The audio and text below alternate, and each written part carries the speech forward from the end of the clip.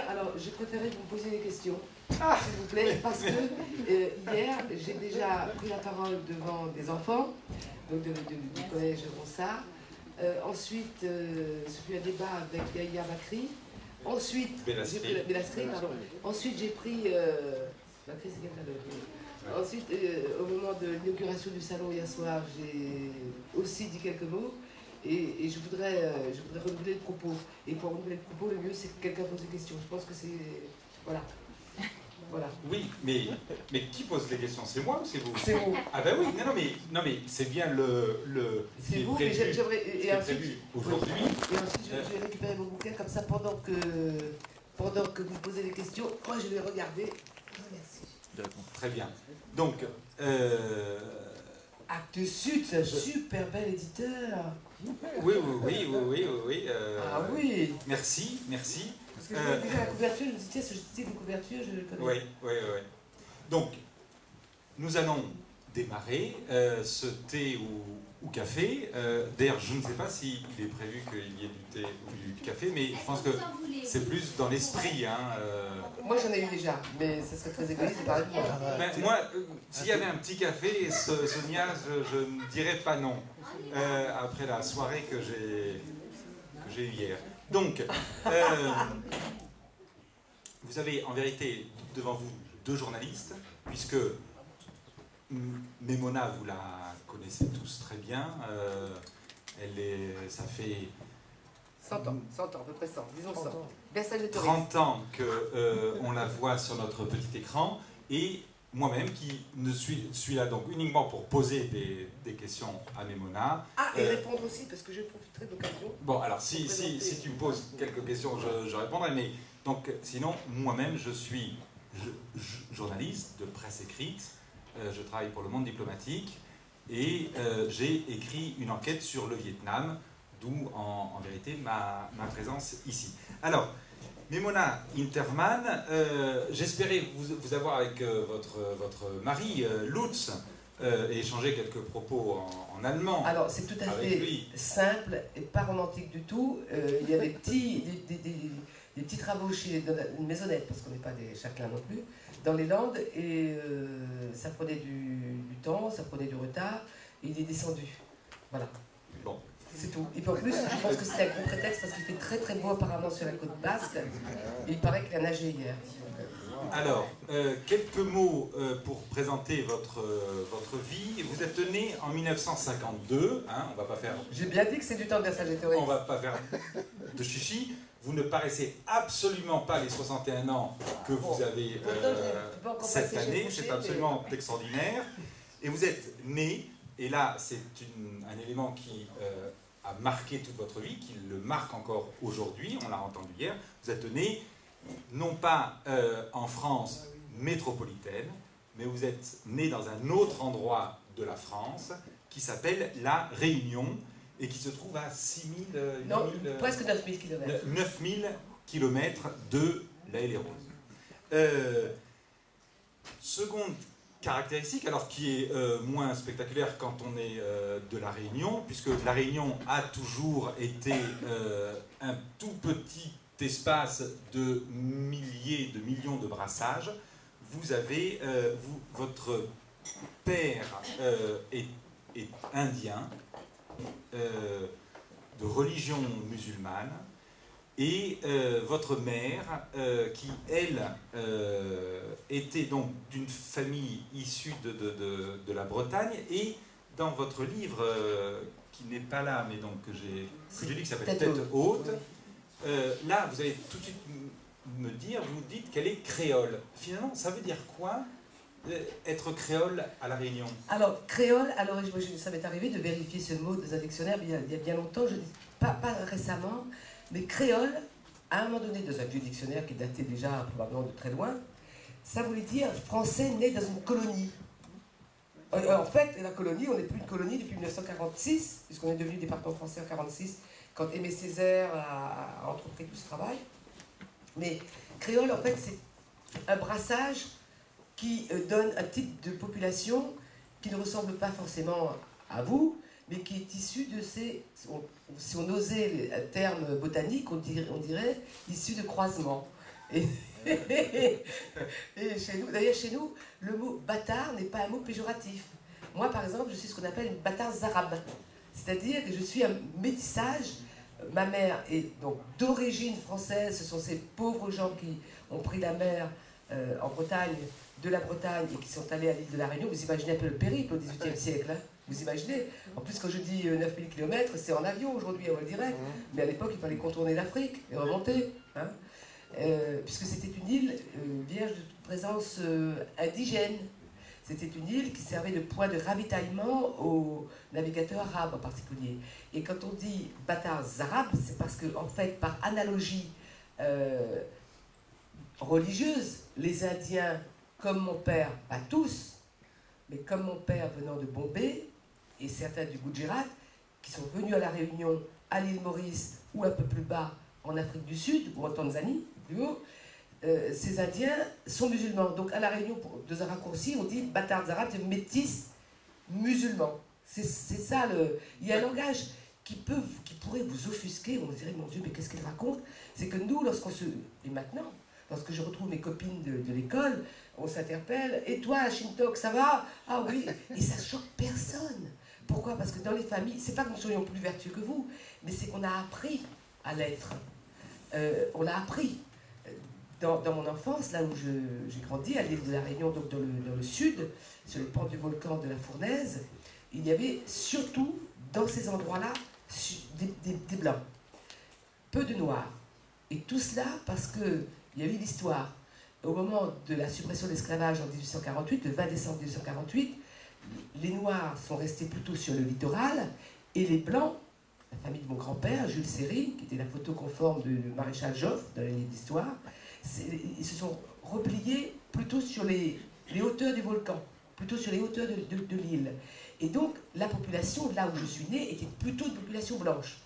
Si bien que les gens comme ma mère s'appelle par exemple, il y a eu sa famille, De Kervegen, c'est bien signé breton. Pauvre comme Job, hein, ne sachant ni lire ni écrire. Mais De Kervegen, elle pensait qu'elle était beaucoup plus importante que des Noirs. Et ma mère faisait des réflexions qu'on qualifierait de très racistes aujourd'hui. J'ose même pas vous dire. Et par exemple, elle ne voulait pas trop qu'on joue avec des copines noires. Mais aujourd'hui, on est 7 survivants, hein, sur 11. Aujourd'hui, par exemple, j'ai une sœur qui a épousé un malgache.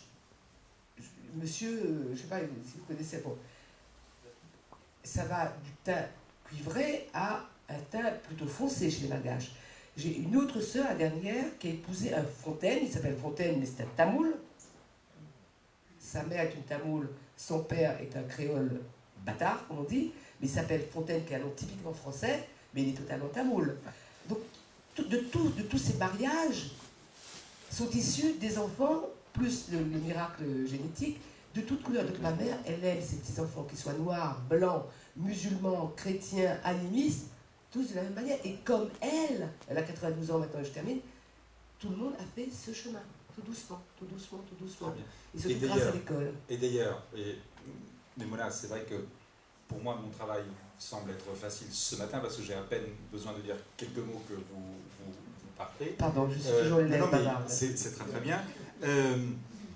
Votre mère a tout de même fait cette chose qui était en effet peu commune à son époque, c'est de se marier, d'ailleurs je crois non, elle était en ménage. Oui, de se mettre en ménage, encore pire, de se mettre en ménage avec un Indien. Ah, avec un Indien. Elle qui était donc créole, c'est-à-dire finalement blanche. Elle, ma mère, c'est vraiment, elle a la typologie de la bretonne. Jusqu'à maintenant, elle n'a pas de cheveux blancs. Elle avait les cheveux blonds, des yeux bleus. Et tout le monde a toujours dit, ah, Claire, elle était belle. Et voilà une blanche, pardon, parce que c'est un peu macabre de décrire les gens par blanc, noir, jaune, vert, etc. Mais chez nous, c'est pas un problème, mais ici, c'est un problème. Donc je préfère en parler librement pour bien montrer que... Oui, sur d'autres latitudes, que la France a réussi quand même là-bas, quand même. Voilà. Et ma mère, quand même, à cette époque, c'était dans les années 40, elle s'est mise en ménage au Canadien, donc ça veut dire déjà des gens qu'on connaissait moins bien à La Réunion, parce que c'était une immigration plus récente, et de surcroît musulman. Alors là, pour le grand-père qui n'avait qu'un missel, comme tout livre, je ne sais même pas si ça savait dire, mais il avait un missel, ça a dû être la Révolution, quoi. Et donc, comme vous le racontez dans votre livre, le couple n'a pas forcément vécu un parfait amour. Il a cependant fait 11 enfants. Mais oui, ça n'empêche pas. Comme quoi, bon. Et ceci dit, et là c'est l'autre aspect très marquant de votre enfance, et ça va vous marquer tout au long de votre vie, c'est l'extrême pauvreté dans laquelle vous avez grandi. Oui. Une pauvreté vraiment, enfin c'était la misère, c'était les pieds nus de tous les enfants, c'était la recherche quotidienne de la nourriture. Ah, oui. Et c'est un des éléments qui vous a aussi rapproché très fortement de votre second mari, Lutz, qui, alors lui, il n'est pas là, mais Lutz, je vous en dis tout de même quelques mots, lui, il avait 61 ans en 99. Non. Donc si j'ai calculé, il a quand même une bonne dizaine d'années de plus que vous. On s'est mariés en 2001, là il avait 61 ans, mais Lutz, je devine un peu votre question, Lutz, il fait partie de ces 15 millions d'Allemands nés dans la partie est du Reich allemand. Alors il n'y a pas de carte, mais tout ça est très facile, c'est d'imaginer l'Allemagne fédérale, la partie orientale qui était la RDA, la République démocratique allemande, et l'Allemagne du temps de la Deuxième Guerre mondiale s'étendait jusqu'aux frontières de la Russie, de l'Empire soviétique. Il y avait la Poméranie, la Prusse de l'Est et la Silésie. Et ce sont des terres qui avaient changé de main au cours de l'histoire, mais avec une présence allemande de plus de 1000 ans. D'ailleurs, on le voit dans l'histoire des... Aujourd'hui, c'est la Pologne. Aujourd'hui, c'était la Pologne, parce que souvenez-vous de vos cours d'histoire, Yalta, la Pologne ayant souffert le martyre de la Deuxième Guerre mondiale, comme vous le savez, il y avait eu le troisième partage de la Pologne. Une partie de la Pologne avait été attribuée par Staline à l'Ukraine, et du coup, elle a récupéré une partie des terres sur son flanc ouest, et ces terres, c'est 30% actuels de la Pologne qui viennent des territoires allemands de la Deuxième Guerre mondiale. Si vous regardez sur une carte, c'est très facile, et toute la partie entre Danzig pour les Allemands, Gdansk pour les Polonais, Potsdam par exemple, ça c'est une partie qui était raccrochée à l'Empire germanique jusqu'au Reich de la Deuxième Guerre mondiale. Et donc, venant de cette région, quand l'armée rouge, avance vers l'ouest, au moment de la chute du Reich, ces Allemands, ils étaient 14-15 millions, ont pris la fuite. Les hommes étaient à la guerre, il y avait des civils, c'était des femmes et des gosses, ou des vieillards. Ils ont vraiment pris la fuite. Évidemment, vous imaginez, tous ces pays étaient complètement soumis au chaos. Alors, ils ont pris des carrioles, ils ont pris ce qui fonctionnait encore. Et sur les 14-15 millions, il y a eu 2 millions de civils morts quand même. Hein. Ou alors, par exemple, sur les bateaux, le Wilhelm Gustloff qui a été coulé par les soviétiques, hein, à ma connaissance. Et donc il est arrivé avec sa mère, avec 2 frères, par le sud de l'Allemagne, en Bavière, et ils sont remontés de l'Allemagne en cendres. Voilà. Donc il a donc famille aisée. Son père était un instituteur, mais engagé de la Wehrmacht. Et tout d'un coup, ils se sont mis à manger, bouffer, comme on dit, hein, ce qu'il y avait, c'est-à-dire des animaux morts, des racines. L'Allemagne était visiblement totalement réduite en cendres. Absolument. À part quelques îlots ici là. Et donc, Lutz, en gros, en 1945, à cette époque-là que vous décrivez... En 1945, il a 6 ans. Il a 6 ans. Ouais. Voilà. Mais ça se fait très très bien. Et il vit ces heures terribles donc, en tant que petit enfant. Et donc cette immense pauvreté de l'enfance vous a réunis. Et vous êtes devenus tous les deux grands journalistes, puisque vous, donc, alors votre entrée dans le journalisme à l'île de la Réunion est très amusante, puisque c'était, si j'ai bien compris, c'était à l'initiative du chef de l'antenne de l'ORTF qui voulait déjà à cette époque, on est en 1969. En 1967, il voulait mettre un peu de couleur à l'écran. Puisque pourquoi il considérait que à l'île de la Réunion, les journalistes de l'ORTF, c'était que des blancs de France, et que les populations de la Réunion n'étaient pas du tout représentées à l'ORTF. Alors, c'était en 69 où j'entends un jour dire à la radio, ma soeur partant travailler à Clermont-Ferrand comme aide-soignante, nous avait laissé un bien inestimable, c'était une petite radio marron comme ça, et qu'on économisait parce que les piles ne se donnaient pas, donc de temps en temps on écoutait les infos. Et j'entendais qu'il y a une journée de portes ouvertes à l'ORTF de l'époque, et simplement j'habitais dans le sud de l'île, et il fallait aller à Saint-Denis, donc c'était un voyage, mais comme aller presque sur la Lune, quoi. Ben oui, parce que quand on était dans le sud, on n'allait pas trop dans le nord. Et un de mes frères, Farouk, qui travaillait dans un cinéma, m'a trouvé les 500 francs CFA. Donc j'ai pris le car commandaire, de côté, car commandaire qui a mis 4 heures pour faire 60 km. Et là, c'est une de mes sœurs qui habitait Saint-Denis qui m'a hébergée. Donc tout ça, il y a un sens dans les choses, parce que sinon, il n'y avait pas cette solidarité-là, ça aurait été impossible. Et je vais en effet à ce concours, c'était juste pour voir, parce que j'étais en terminale encore à l'époque, et je suis sélectionnée pour suivre, passer quelques jours là. Donc je passe vraiment sur les détails, parce que tout ça est assez cocasse, c'est assez amusant, parce que j'avais pas de télé, on n'avait pas de télé, et or il fallait entrer à la télé. Et moi, en rentrant, j'ai dit à ma mère, je veux travailler dans la télé. C'est un peu comme dans la mine, quoi. Et ensuite, je passe mon bac, je travaille comme surveillante, pionne au lycée Juliette Dodu à Saint-Denis. Juliette Dodu, c'est une téléphoniste qui était de Pithiviers et qui était une téléphoniste de la Première Guerre mondiale. Très célèbre. Et donc, ensuite, il y a un concours, un vrai concours, qui est organisé, cette fois, en 1972, corrigé à Paris, à Maison de la Radio. Et heureusement, parce que sinon, il y aurait ce qu'on appelle en créole du tricmardage, c'est-à-dire du piston, et ça aurait été les enfants du sucrier du coin ou du directeur du Crédit Agricole, etc. Et le miracle des miracles, devinez quoi, qui réussit, c'était comme au bac, c'est-à-dire il y avait le rabat caché, donc on ne voyait pas nos noms. Il y a en numéro 2 Suleiman Bagnan, un Indien musulman, et il y a Bâtards arabes, moi. Et ça a été branle-bas de combat à La Réunion, parce qu'on a dit, mais quoi, mais qu'est-ce qui se passe? Et pour la première fois, deux enfants de l'île, oui, mais pas n'importe lesquels, pas les bons. Ils ne sont pas tombés sur les bons, ils ne sont pas tombés sur des petits créoles bien comme il fallait. Ils sont tombés sur 2 Zoulous. Et le directeur de la station, lui, était ravi. Pourquoi? Parce que ce type-là, qui s'appelait Irénée Colonne, c'était un pied noir, il avait vécu en Algérie, il avait vu ce qui s'était passé en Algérie. Et il s'est dit, si la France ne fait rien dans ce débarquement d'outre-mer, ou singulièrement à La Réunion, c'était des...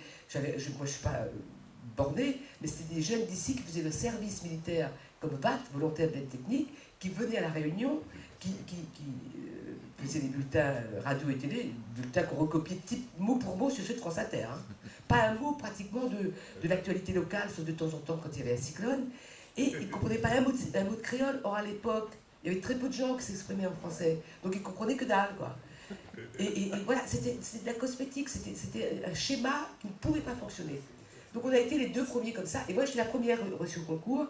Et au bout de 3 ans, je me suis dit, si je ne vais pas en métropole pour apprendre le métier, je n'ai pas fait l'école de journalisme, mais j'avais fait mes cours au centre universitaire de La Réunion, donc j'ai une maîtrise de droit, que j'ai fait tout en travaillant. Les cours, je vous raconte en désordre, mais vous allez dire pourquoi la maîtrise de droit, comment on l'a fait pour travailler. Les cours avaient le matin et le soir. Et c'était des profs d'Aix-Marseille, notamment des pointures. Je me souviens de Louis Favoreux, par exemple, qui était un prof de droit constitutionnel, qui était venu. Tout chemin faisant, j'arrive chez vous ici, en 1973. Je suis arrivé le 13 septembre 1973, au lendemain de la mort d'Allende. Je n'ai pas oublié ça. Et quelques jours avant la guerre des 6 jours. Voilà. Quelques jours aussi, quand j'étais là, c'était la mort de François Sever, pilote automobile. Je ne sais pas s'il y a des jeunes qui... Ça vous dit quelque chose. Donc tout ça, ça m'a marqué. Et une fois que j'ai vu Paris, c'est la première fois, je me suis dit, il faut absolument que je vienne ici et que j'apprenne mon métier ici, avec des gens comme vous. C'est des jeunes, avec des diplômes, et que j'apprenne avec vous, puisque je n'avais pas fait d'école. Et c'est là, une chose, et c'est là où je reviens 3 ans après, en 1976, je perds la moitié de mon salaire, parce que j'étais payé pratiquement le double. Je perds la moitié de mon salaire, mais j'avais acheté la maison à ma mère, parce que pour une fois, elle avait un toit sur la tête, et j'ai débarqué à Orléans. Parce qu'à Paris, le directeur de France 3 m'avait dit, Paris, c'est pour les grands journalistes. Donc il y avait, oui, je ne dis pas ça. Et il y avait une carte avec des punaises rouges à son mur, il s'appelait Claude Le Moine. Et je lui ai dit, mais je vais aller, qu'est-ce qu'il y a de plus près? Il m'a dit, mais il y a Orléans. Ah, je dis chouette, Orléans, c'est Jeanne d'Arc. Et Jeanne d'Arc n'était pas connotée. Parce qu'aujourd'hui, Jeanne d'Arc était connotée. Aujourd'hui, Jeanne d'Arc, c'est l'extrême droite. D'ailleurs, vous avez été bien léger, hein, vous avez laissé votre drapeau, notre drapeau, la Marseillaise, Jeanne d'Arc, tous les emblèmes, ils ont été. C'est un héritage qui a été capté par. Ça va pas, hein, d'accord, c'est à eux aussi, mais c'est à nous. Bon. Et donc Orléans, voilà, j'ai abouti Orléans. Voilà. C'est après j'ai fait mon chemin. Et dites-moi, et alors là, j'ai une question qui m'intéresse beaucoup, puisque cette idée de mettre de la couleur, de la diversité dans les médias, est une idée qui, depuis quelques années, est devenue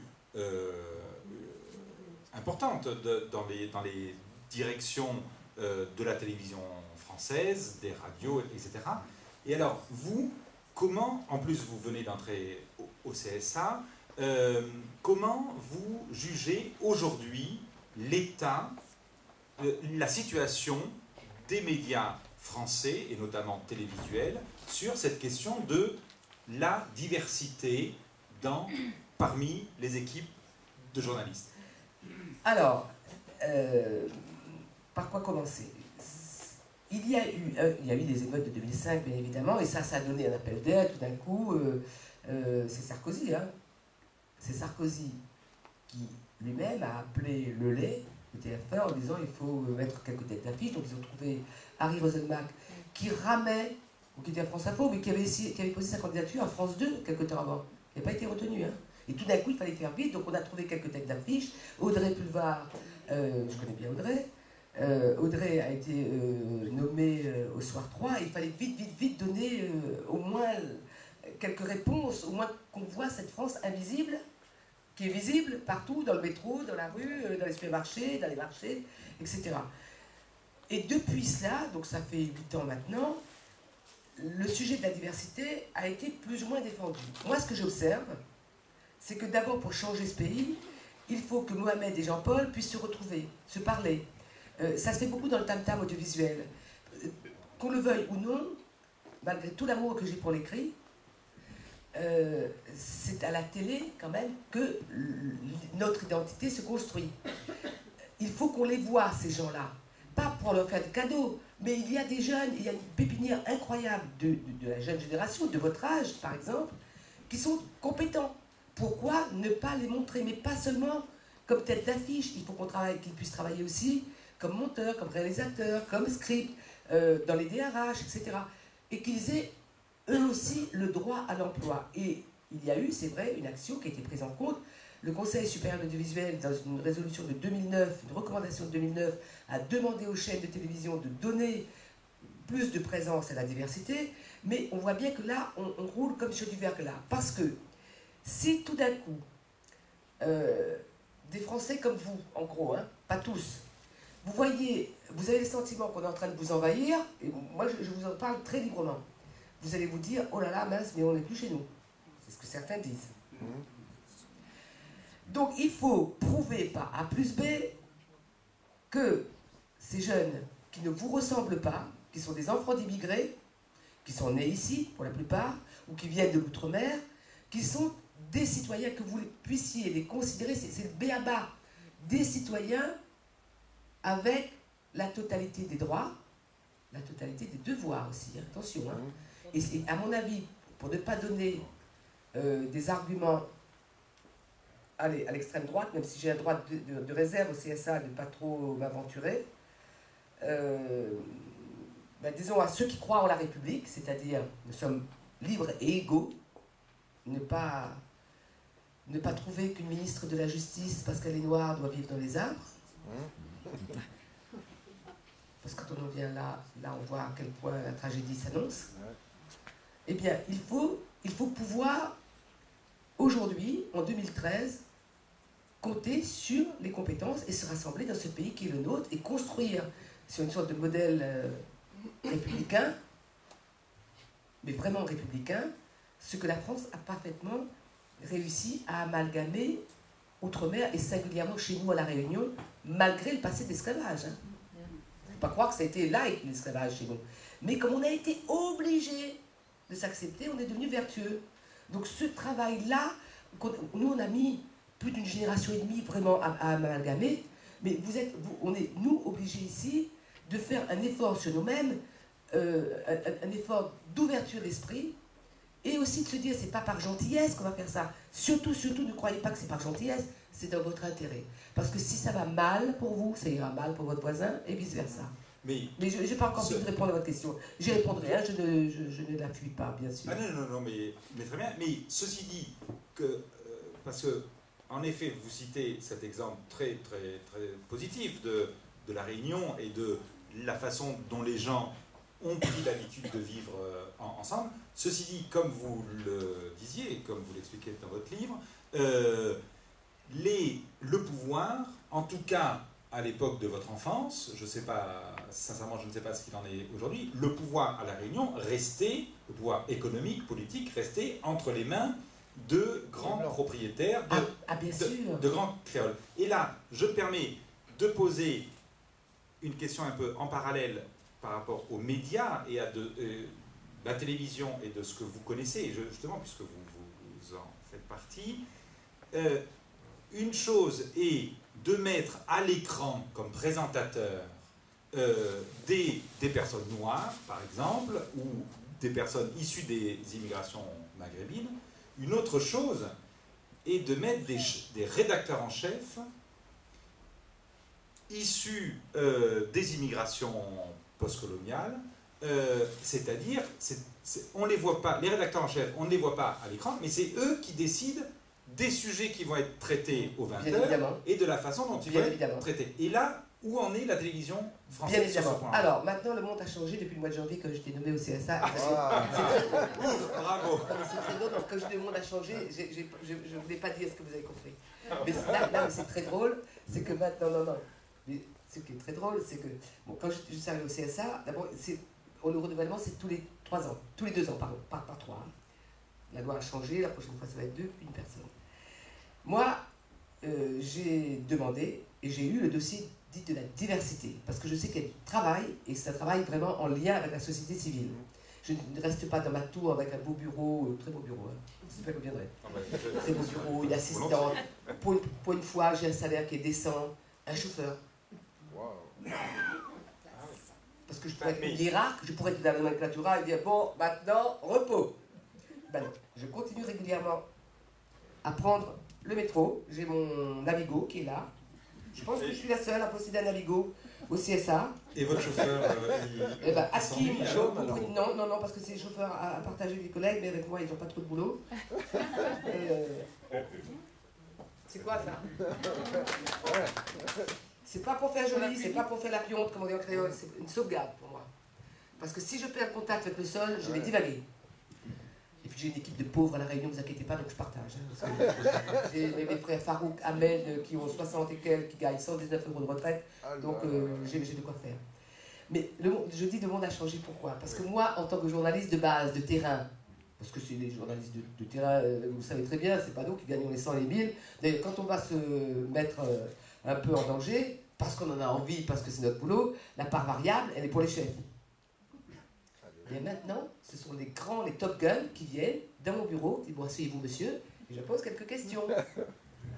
Tous, public, la télé publique comme la télé privée. Mais je ne suis pas là pour justement, avec ces 3 pellicules de pouvoir et de responsabilité sur les épaules, pour ne pas être raisonnable. Donc je pose des questions à tous, que ce soit à Nonce Paolini qui était dans mon bureau, que ce soit à Rémi Fiblin, que ce soit à Nicolas de Tavernou, le patron de M6,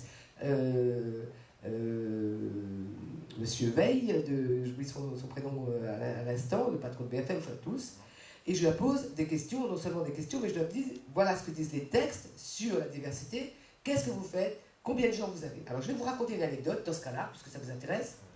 Mercredi, je ne pense pas trahir un secret du CSA, mercredi, parce qu'il y avait quand même du public, des fonctionnaires, mercredi, c'était le jour de l'audition des responsables de Radio France. Jean-Luc S. est venu entouré de 10 personnes. C'est la haute hiérarchie. C'est les directeurs de chaînes, de toutes les chaînes, France Musique, France Info, France Bleu, France...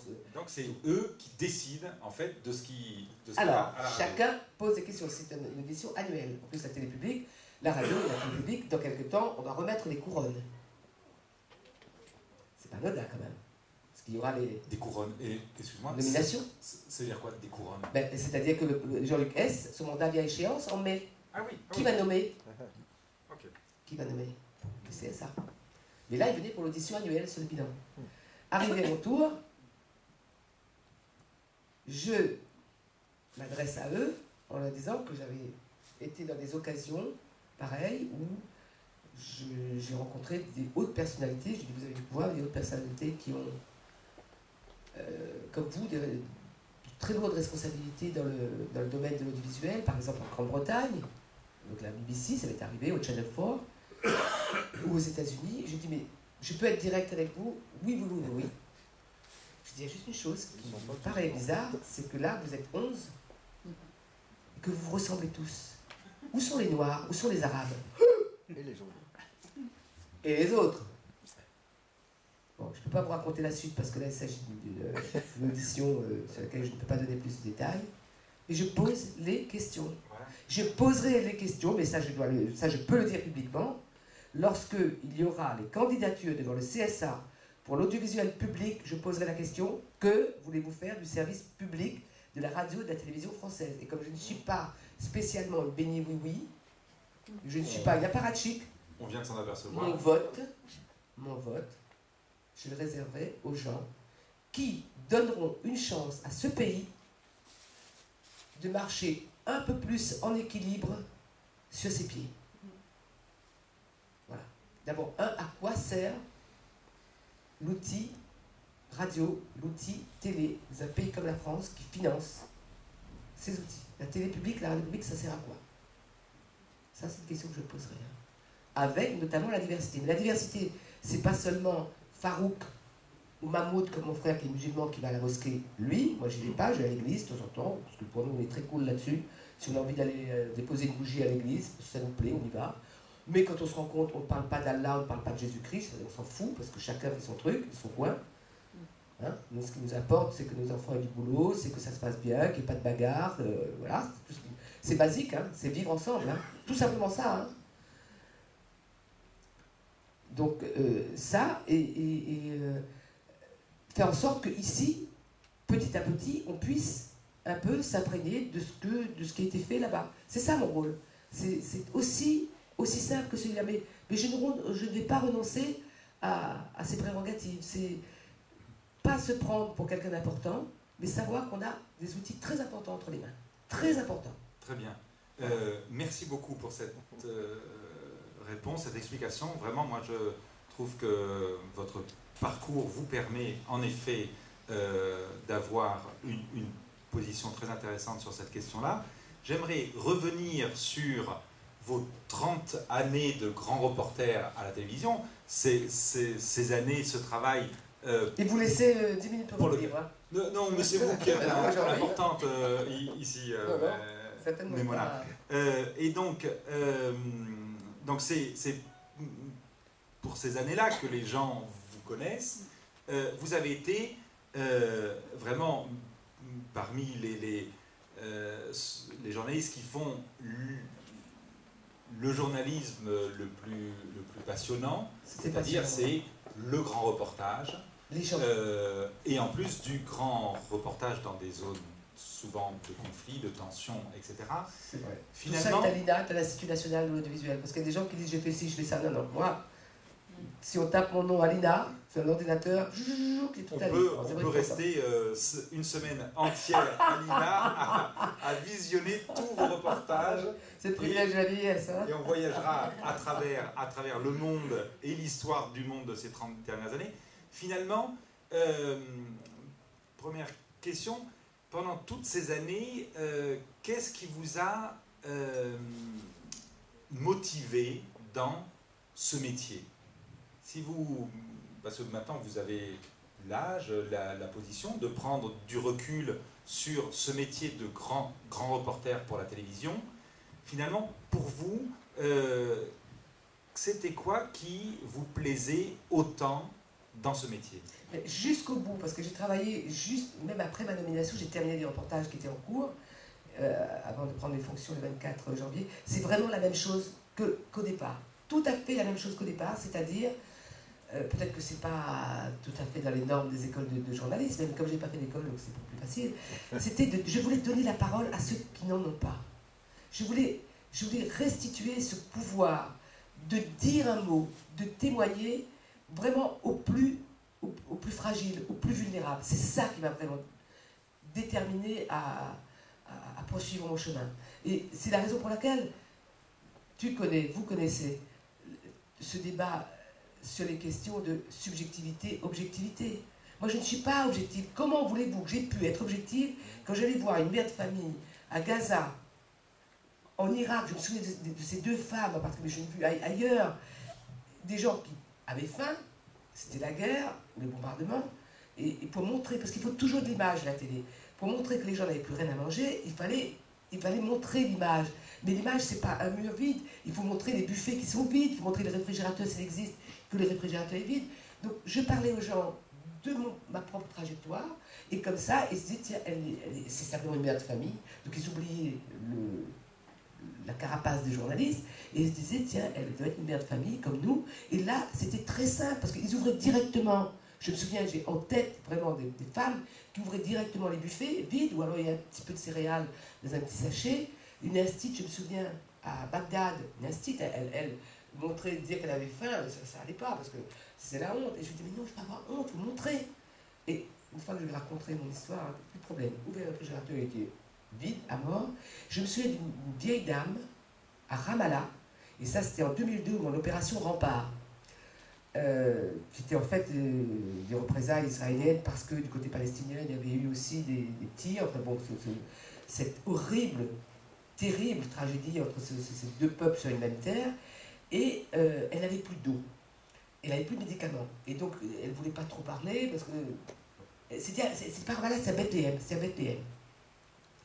Et quand je lui donnais courage, je lui racontais que je savais ce que c'est de ne pas avoir d'eau, pas avoir d'électricité, parce que ces choses-là, ça reste dans ma tête, que j'ai pas 125 ans. Au fond, c'était il y a 50 ans ce que j'ai vécu, il n'y a pas si longtemps. On n'oublie pas en plus l'enfance. Donc je lui ai raconté, alors là, elle a ouvert les robinets, il n'y avait plus une goutte d'eau. Elle a ouvert son placard, elle a sorti les boîtes de médicaments, il n'y avait plus une gélule, et elle a tout jeté par terre, les boîtes. C'était en arabe, hein. Mais ça se passait de... Et j'avais même pas de traducteur à côté de nous, hein.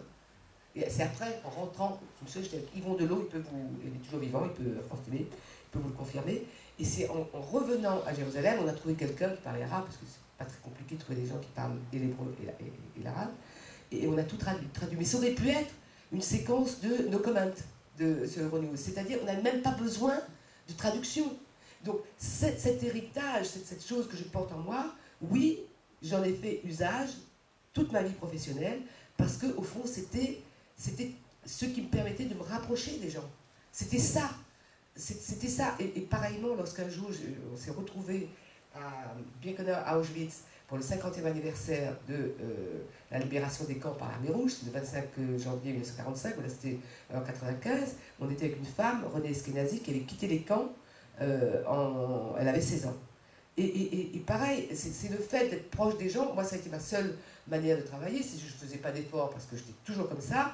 Et c'est une des fois où on a déposé le matériel et tout le monde s'est mis à pleurer, parce qu'il n'y avait rien d'autre à faire. Alors, c'est vrai qu'un journaliste normal peut se préserver de ça. Il peut se préserver parce qu'on lui a appris à être froid, chirurgical, etc. Mais donc, j'ai essayé de ne pas être malhonnête.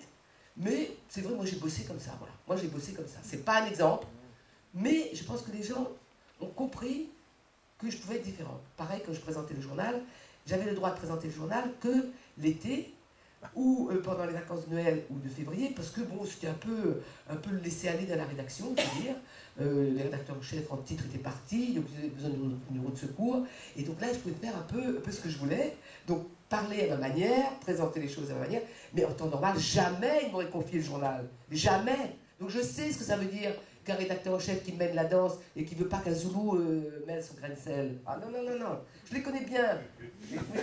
Moi je compte les jours, je sais que j'ai 5 ans et 3 mois, et je veux faire les choses. Au 14 juillet, j'ai demandé à toutes les chaînes. D'abord, on m'a dit non, parce que ça coûte cher, madame, on n'a pas d'argent pour ça. Puis finalement, ils l'ont fait. Toutes les chaînes de télé ont fait, jusqu'à la chaîne 23, qui est la chaîne de l'université, ou la chaîne 21, qui s'occupe de sport. Je vais faire un spot de la diversité. Si je savais ça, vous avez un écran, je vous avais montré, et toutes les chaînes ont fait un spot de la diversité. Mais la diversité, c'est pas uniquement, comme je l'ai dit tout à l'heure, puis j'ai oublié, je dois avoir l'Alzheimer, c'est pas uniquement Farouk, Mahmoud, mais c'est aussi Joseph, Marie-Claire ou Julie. La diversité, c'est les âges. Il ne faut pas non plus montrer que les gens de 22 ans et demi à la télé. Pas que les images. Il y a un truc qui me fâche, la ménagère de moins de 50 ans qui fait les achats. Est-ce que vous vous rendez compte? Est-ce que vous vous rendez compte? C'est le handicap. Il y a 10% de gens qui sont handicapés, plus ou moins durablement. Où sont ces gens? Et en plus, ce sont des gens qui ont des boulots. Donc on les montre avec le handicap de la chaise roulante, mais étant médecin, étant comptable, étant professeur, ça existe. Pourquoi on les cache? Pourquoi? Donc il y a la diversité sociale, la diversité ethnique, nous, les Zoulous, vous aussi peut-être un petit peu, la diversité des âges, la diversité homme-femme, la diversité sexuelle aussi. Je veux dire, chacun peut vivre comme il en a envie, après tout. Oui. Et la Qu'est-ce que ça veut dire? Sociale. La diversité aussi, sociale. Hein. Donc la télé doit montrer ça. Elle doit montrer, et pas dans n'importe quel rôle. Parce que montrer que des Noirs et des Arabes comme amuseurs publics ou clowns dans la télé-réalité, c'est une chose, mais il y a suffisamment d'intellectuels, de médecins, de ceci, de cela, des infirmières, des gens qui sont différents, mais qu'on les montre. Pourquoi? Parce que ça a une valeur d'exemplarité pour que le gars ou la fille qui sont noirs, blancs, jaunes, verts, qui ne marchent pas droit, qui cassent les écoles, qui insultent les profs, qu'ils aient d'autres références en disant, tiens, tu vois, tu es en train de casser les écoles. Mais il y a des gens comme toi qui sont profs. Alors, fais comme lui. Absolument. Je marche sur les deux. Et alors, encore une question sur votre parcours de... J'ai besoin de 10 minutes pour de votre parcours de grand reporter. Votre subjectivité que vous nous avez expliquée, que vous avez revendiquée, est-ce qu'elle vous a joué dans votre carrière quelques sales tours à un moment ou à un autre où vous vous êtes fait taper sur les doigts parce que vous aviez fait un sujet, comme on dit, qui a été considéré comme trop orienté d'un côté ou de l'autre? J'ai eu parfois des reproches. Quand je pense à ce sujet avec la mère palestinienne, oui, où j'ai eu des gens qui m'ont appelé en disant oui, vous êtes pour les uns et contre les autres. Comme c'est le sujet le plus explosif de la télé française, je ne vais pas revenir là-dessus, il n'y a pas de débat là-dessus parce que les gens ont peur, tout le monde a peur, un jour ou l'autre, il faudra qu'on en parle. Il faut déminer les choses parce que tant qu'on n'en parlera pas, c'est là où il y a du pu qui vient dans l'abcès. Hein. Donc il faut l'ouvrir, regarder, en parler et puis après cicatriser. Hein. Bon, là-dessus, oui, c'est arrivé quelquefois, mais au fond, probablement pas tellement, parce que depuis que je fais les salons du livre, ça c'est une spécificité française qui est très chouette. À travers la France, les gens m'ont témoigné beaucoup d'affection. Et visiblement, ils ont compris que j'étais une femme honnête avant tout. Mais je pense que je me suis fait rouler comme beaucoup de monde. Par exemple, il y a une chose qui m'est restée en tête, c'est dans les Balkans. Au moment de la guerre au Kosovo, en mars 99, je pense qu'on ne s'est pas assez posé la question, parce qu'évidemment, il y avait un diable. C'était Milosevic, c'était les Serbes. C'est vrai qu'il y avait des situations tragiques. On voyait des cas de torture, les bombardements sur les civils qui fuyaient, etc. Mais on ne s'est pas posé la question suffisamment de savoir pourquoi, par exemple, les gars de l'Utcheka, qui était la guérilla albanaise, donc kosovar, parce que c'est le mot qui est employé là, pourquoi ils venaient la plupart du temps, ceux qu'on avait vus, pourquoi on n'a pas réagi? Ils avaient encore le pli du pantalon qui était bien fait et les chaussures propres. S'ils avaient fait de la guérilla pendant longtemps, et si on avait simplement réagi, c'était si on avait oublié à un moment donné le panorama des civils martyrisés, et on s'était concentré sur ces mecs qui étaient avec la calache, on aurait compris quand même qu'ils avaient été envoyés, qu'ils avaient été habillés récemment et de frais. Donc c'est des choses comme ça, je pense que là on n'a pas été assez vigilants. Voilà.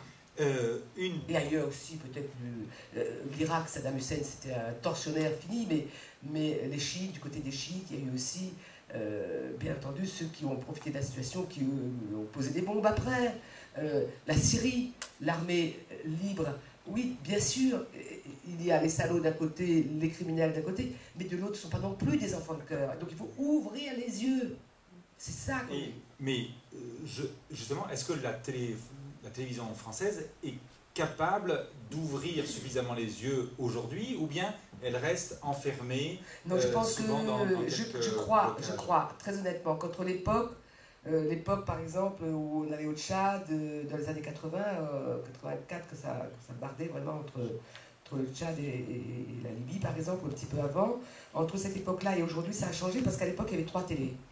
Et maintenant, il y a 25 chaînes de télé en France, par exemple, qu'on peut capter facilement, sans compter toutes les chaînes de l'international. Il y a une telle profusion, une telle concurrence, plus Internet, qui booste aussi, que, premièrement, ce serait très difficile de cacher, de tromper, de maquiller, et qu'au contraire, c'est la course à l'infinie précision et qui, parfois, fait que le détail obscurcit la vue.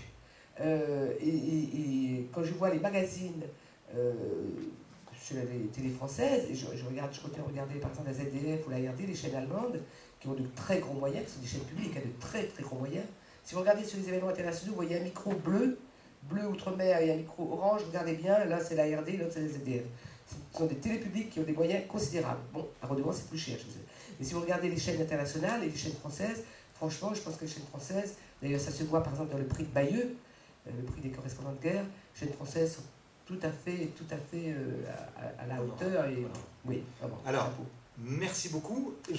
On va passer la parole un petit peu au public qui a certainement quelques questions. Et après s'il reste quelques minutes, c'est très gentil. Non, c'est un questionnement, parce que c'est l'année du Vietnam. C'est un questionnement quand même. Vous avez raison, Mémona. Mais oui. Merci, Anne. Alors, monsieur, allez-y. Je suis très ignorante de ça, je veux savoir. Alex Dolmen, les choses ne sont pas passées comme ça en Martinique parce que, vous savez, c'est la mer des Caraïbes déjà. Les Indiens ont été décapités, bref, on les a mis. Et les colonisateurs sont entrés. Et puis, les Béquets, comme vous le savez. Bon, je suis allé à La Réunion en 1999 avec mon épouse, que je ne connaissais pas, puisqu'on avait Calédonie, tout ça, et un an à l'île Maurice. Ah oui. Et les Réunionnais, je ne sais pas depuis combien d'années vous êtes allés, elles me disaient quand même qu'il y a une séparation entre Caft et Réunionnaise de souche. Mais c'est tellement long que je n'ai pas le temps. Par contre, je vais passer très vite. Ne pensez-vous pas qu'Audrey Pulvar, qui est une compatriote, je connais son père, il est décédé il n'y a pas longtemps, qu'elle a été mise au placard. Trouvez-vous admissible qu'une femme qui soit à la télévision, que ce soit les billboards, que ce soit les femmes de télé, bref, des politiques, ne fassent plus de télé parce que le mari, son politique, bref, toutes ces questions que je vais poser, puisque le débat, on n'aura pas le temps, mais il y a tellement de choses ce matin entre la Martinique, la Guadeloupe, les Antilles, etc., que ce n'est pas la peine d'insister. Je vais reprendre les 2 points essentiels, si vous voulez.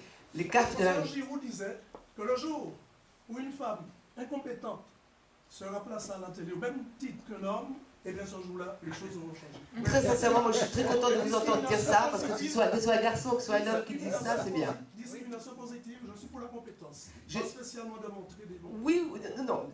Mais qu'un homme le dise cela, ça part d'un cœur très républicain, et merci beaucoup en tout cas. Parce que c'est vrai que, à la télé ou ailleurs, une femme doit être peut-être encore plus compétente que son frère homme.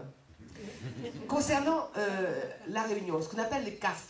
Les CAF, c'est la côte des Zoulous Kafeurs, la côte sud-africaine, d'où vient une partie des Noirs de la Réunion.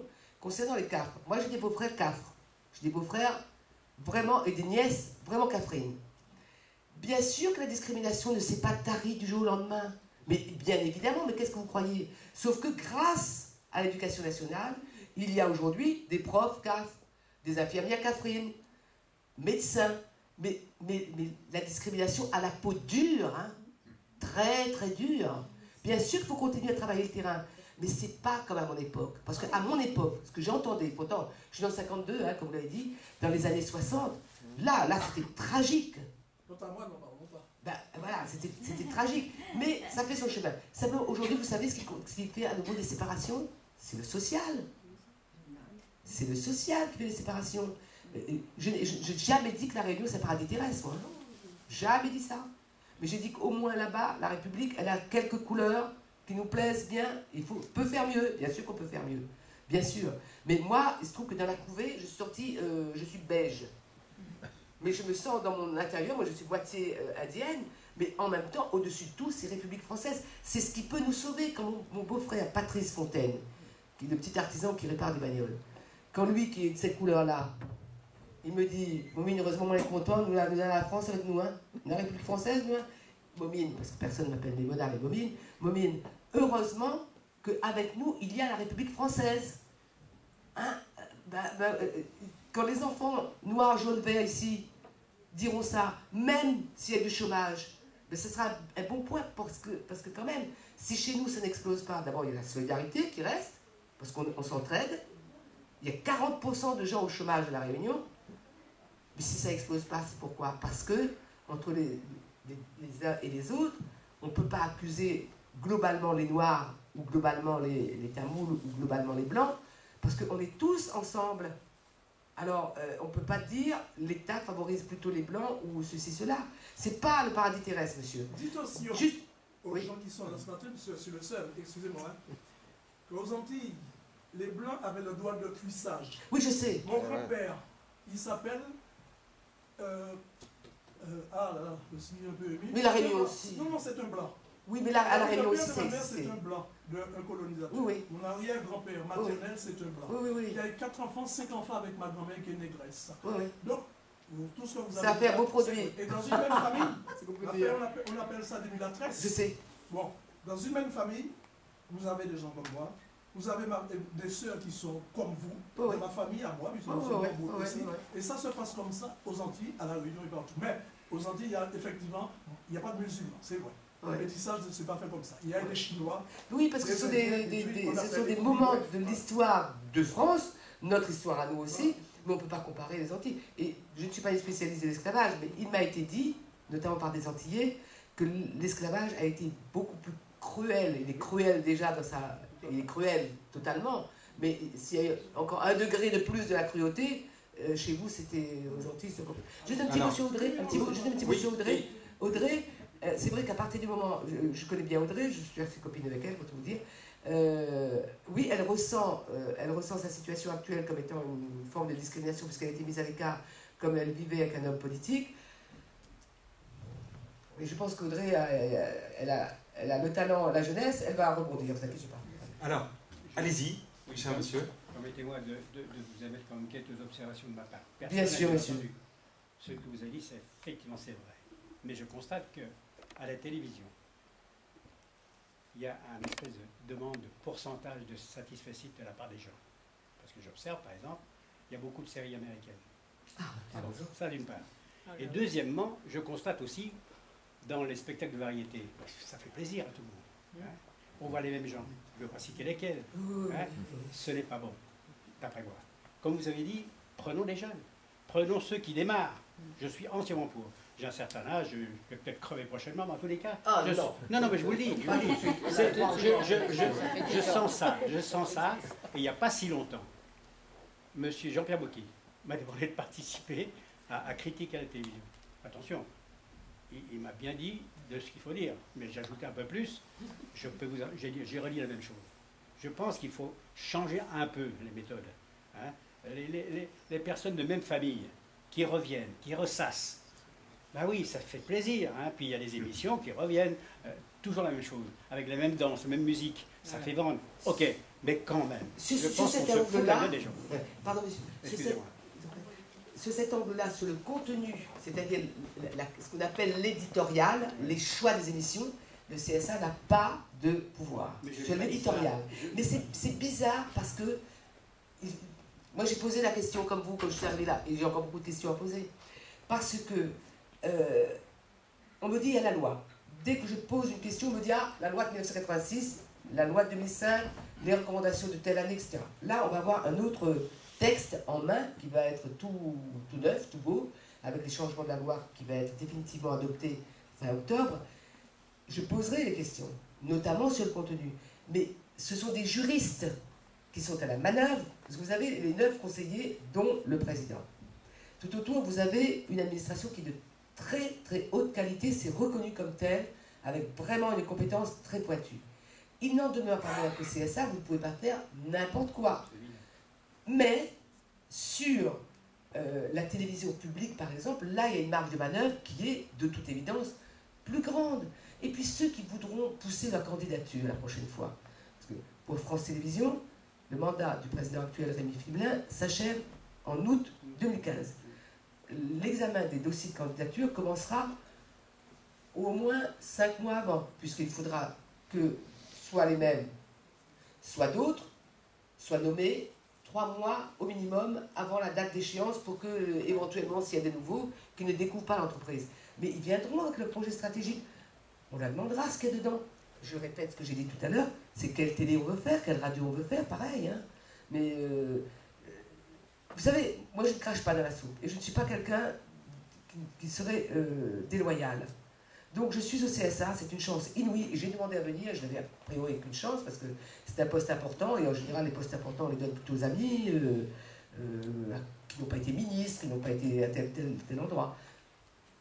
Franchement, qu'il m'ait nommé, c'est plutôt un bon point, parce que ça prouve que quelqu'un qui n'est pas dans les réseaux, quelqu'un qui n'est pas une béni oui-oui, que j'ai pu être nommé à ce poste, ça prouve quand même qu'il y avait un minimum de bonne foi au départ. Alors maintenant, je vous coupe la parole, on se retrouvera sur les salons.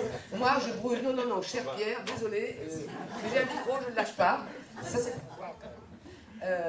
je vous ai bien regardé. Est-ce que vous avez une ascendance indo-chinoise? Alors, c'est très amusant cette question, puisque j'ai publié ce livre qui est une enquête sur les travailleurs indo-chinois de la Seconde Guerre mondiale. C'est 20 000 paysans vietnamiens qui ont été recrutés, la plupart de force, en 1939, emmenés en France, internés dans des camps, on les a fait travailler sans les payer, etc. Et donc, 70 ans plus tard, je suis parti à la recherche des derniers acteurs encore en vie de cette histoire, hein, c'était tous des très très vieux messieurs. Aujourd'hui, sur les 20 000 du départ, il y en a plus que 5 ou 6 qui sont encore en vie, dont celui qui est devenu un très très grand artiste international, qui s'appelle Le Badang. Et grâce aux efforts extraordinaires de Anne Dervé, la directrice de ce salon, nous avons réussi à accrocher dans la grande salle, vous pourrez voir, c'est sur le mur du fond, quelques œuvres de Le Badang. Et donc, depuis la sortie de ce livre, je suis invité à travers toute la France pour parler de mon travail. Et donc, je donne des conférences comme ça pendant 1h30 où je parle du Vietnam, des Indochinois, de l'Indochine, etc. Et à la fin de mes conférences, à chaque coup, il y a des gens qui viennent donc pour acheter un livre, pour signer, et qui me demandent, mais votre visage, curieux, hein. Vous avez des origines vietnamiennes. Bon, et en vérité, j'ai un visage qui est certainement un peu passe-partout, parce que j'étais en Grèce pour un reportage, au bout d'une semaine, les gens pensaient que j'avais des origines grecques. Enfin, bon, c'est magnifique, c'est ça qui est chouette. Je vais souvent clichés, hein. en Algérie, parce que j'ai aussi travaillé sur l'Algérie. J'ai appris 3 mots d'arabe algérien. Les gens, alors, ils sont sûrs et certains que je suis algérien, que mes parents sont algériens, etc. Et oui, ah non, mais et en plus, en Algérie, le sujet est sensible, parce que quand on vient de France, et que les gens pensent que vous avez des origines algériennes, donc ça veut dire que vous êtes issu de l'immigration, et il y a une espèce de vieux... Il y a une tension entre les Algériens d'Algérie et les immigrés qui reviennent pendant les vacances, qui sont plus riches, enfin, ceci dit, de temps en temps, ils cachent leur pauvreté en France et pendant 2 mois, ils font les riches. Mais bon, bref. Et quand vous avez en face de vous un Algérien, en Algérie donc, qui est sûr que vous êtes Algérien et que vous lui dites non, je ne suis pas Algérien, je ne suis pas du tout Algérien. Au début, il se demande si je ne suis pas un immigré qui a honte de mon algérianité. Bon, et donc, ça crée des situations. Enfin bon, c'est assez... Bon, Pierre. Et donc, je n'ai aucune origine. Parce que j'ai cru qu'avec ses beaux yeux un peu... là, vraiment. C'est génial. Oui, bon, maintenant, en effet, on ne sait pas tout de ses origines biologiques, en tous les cas. Pierre, ça, c'est magnifique d'avoir... Comment vous avez eu l'idée de faire ça, vous ? Alors, donc moi, je suis journaliste de presse écrite, j'ai longtemps travaillé pour Libération. Oui, et Le Monde. J'ai travaillé aussi pour Le Monde au début. Oui. Et donc en 2005, donc j'ai longtemps été correspondant de Libération en Autriche, ce qui fait que je parle allemand et j'aurais beaucoup aimé parler allemand avec votre mari. Et vraiment, c'est ma grande déception. Mais c'est pas grave, ça sera une autre fois. Et donc, après l'Autriche, Libé m'a envoyé comme correspondant dans le Languedoc-Roussillon à Montpellier. Et donc, en 2005, j'étais correspondant là-bas et Libé m'envoie couvrir, comme on dit, le blocage d'une usine à Arles, l'usine Lustucru d'Arles. Il y avait 160 employés qui étaient mis à la porte et donc ils bloquaient, etc. C'était assez tendu. Et donc j'apprends sur place que l'usine Lustucru est l'usine qui conditionne le riz de Camargue, taureau ailé, etc. Et donc je me dis, pour enrichir mon reportage, je vais aller rencontrer quelques riziculteurs de Camargue pour leur demander quelles sont les conséquences pour leur propre industrie de la fermeture de l'usine Lustucru d'Arles. Et donc je me promène en Camargue avec ma bagnole et le photographe de Libé. Et au milieu de la Camargue, on voit un grand hangar agricole avec un petit panneau musée du riz. Donc on se dit, bon ben, on va y aller, c'est dans le sujet, etc. Bon, on entre, et là, c'était le fils d'un riziculteur qui avait fait son petit musée à lui pour expliquer comment on plante le riz, on le fait pousser, etc.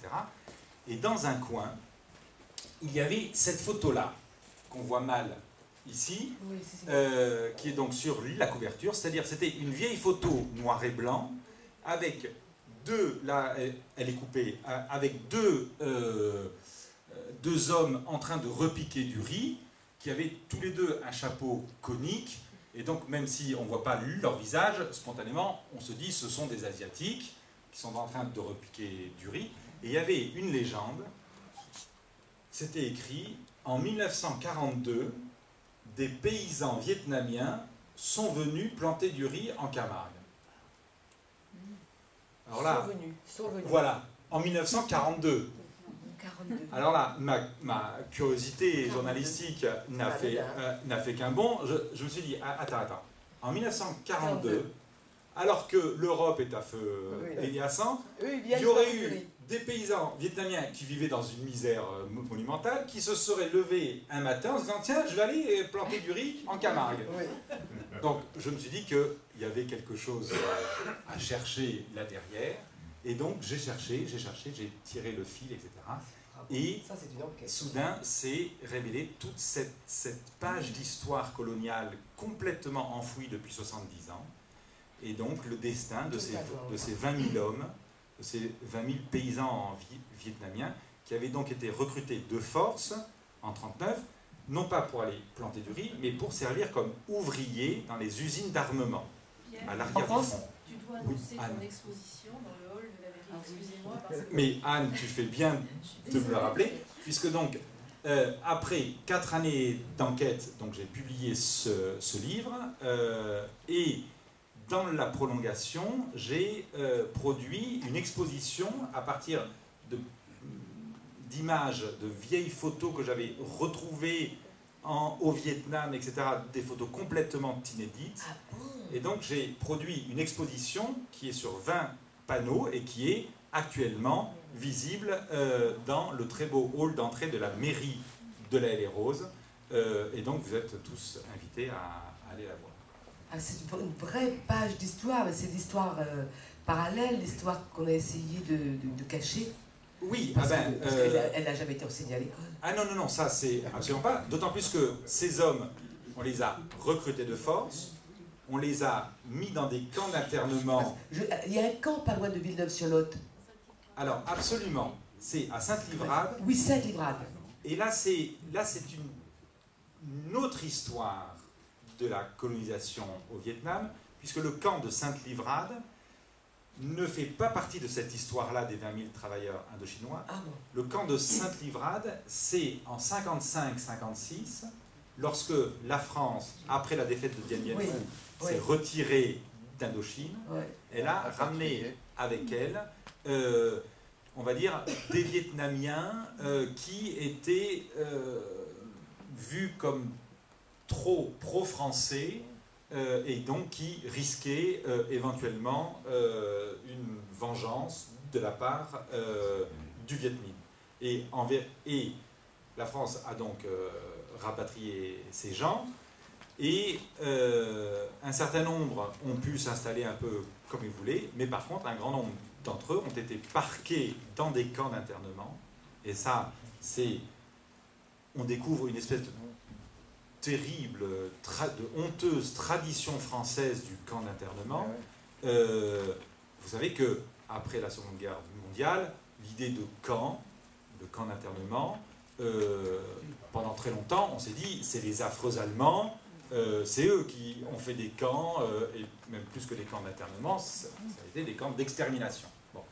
Et ce n'est qu'il y a une vingtaine d'années, grâce aux travaux pionniers de l'historien Péchanski, qu'on a découvert, alors d'abord les historiens, les spécialistes, et peu à peu le grand public, on a découvert l'existence, pendant la Deuxième Guerre mondiale, et même ça a commencé avant, à la fin de la Troisième République, l'existence de camps d'internement en France. Donc les premiers, c'est 1938, pour les républicains loger, entre guillemets, les républicains espagnols. Il y a eu aussi un terrible camp, le camp des Milles, qui logeait les résistants allemands, notamment des écrivains mondialement connus comme Feuchtwanger, qui écrit un livre magnifique, Le diable en France, en référence à Goethe qui avait parlé de être heureux comme Dieu en France. Il a écrit ce livre magnifique qui est sorti en poche il y a quelques temps. Ça veut dire que sur l'histoire des camps, franchement... Alors, Mémona, on va s'arrêter maintenant parce que Anne nous dit ça. Ouais. Vous pouvez retrouver Mémona, éventuellement moi-même, dans la grande salle. J'ai raison de poser des questions quand même, hein. C'est d'accord. Très gentil. Dans la grande salle d'à côté, où on répondra volontiers en direct à vos questions. Si vous voulez passer un excellent moment avec Daniel Maximin, vous saurez qui aimait Césaire et la case. Oui, c'est bien. Merci de cette information et merci à tous.